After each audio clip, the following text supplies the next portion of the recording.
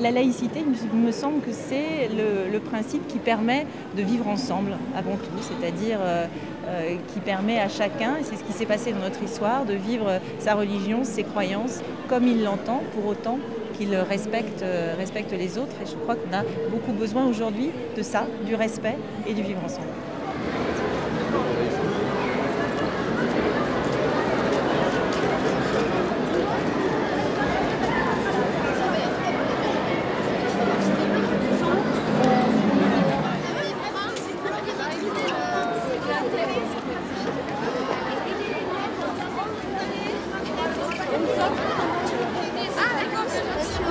Oh là là, à minuit, c'est ça.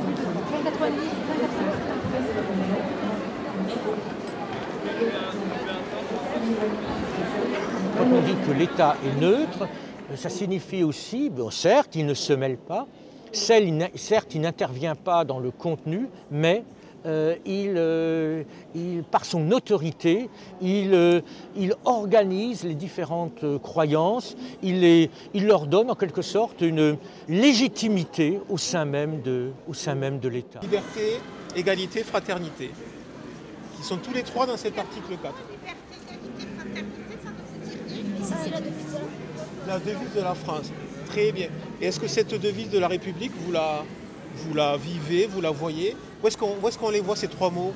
Sur le drapeau français. Exemple de laïcité dans votre école. Ne pas porter de signe religieux. Encore, oui. Ne pas parler de sa religion.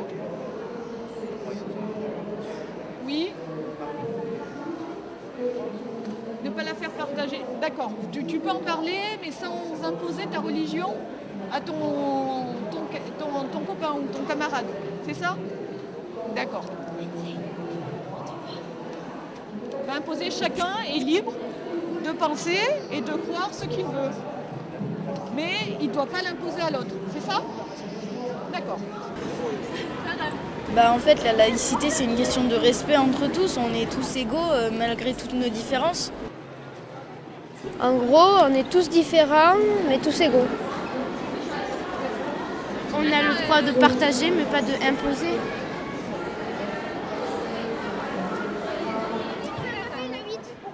La 8, on l'a pas faite. Si, on l'a faite. On l'a faite. Qu'est-ce qu'on a fait? Il n'y a pas, vous le sentez bien, il n'y a pas une version, une vision unique, univoque de la laïcité. Chacun peut rajouter ses éléments, sa compréhension, son analyse sur la laïcité. Et c'est l'importance de cette journée, qu'on puisse partager, qu'on puisse croiser ses regards, ses actions sur la laïcité. Il y a une valeur qui est très répandue en général, c'est le respect. Vous le faites normalement au quotidien entre vous, avec l'adulte, avec vos parents, votre famille. La solidarité. Le partage. Ça vous dit tous ces mots-là? Ça vous parle du moins? La tolérance et l'ouverture.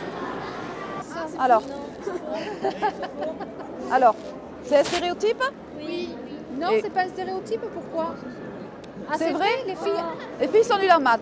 Alors, si on regarde les statistiques, en fait, les filles réussissent mieux au bac S que les garçons. Eh oui. Donc, à force de dire que les filles sont nulles en maths, les filles croient réellement qu'elles sont nulles en maths.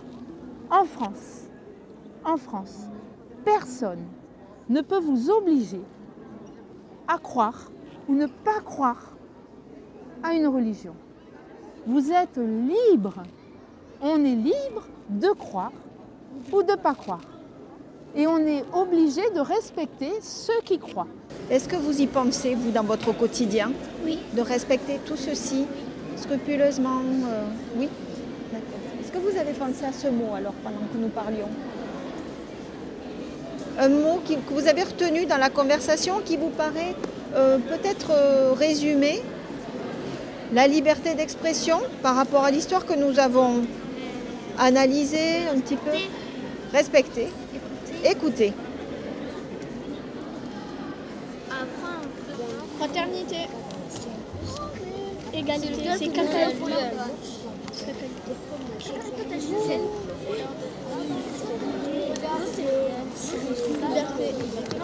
Respect, prouver,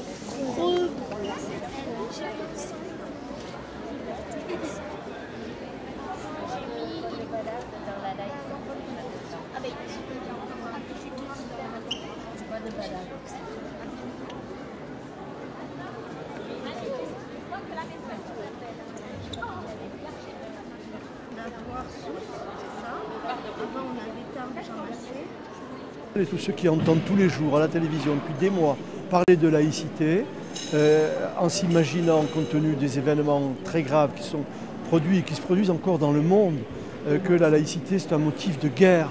Eh bien moi je voudrais dire la laïcité c'est un motif de paix, c'est un motif d'amour, c'est un motif d'amitié et de fraternité.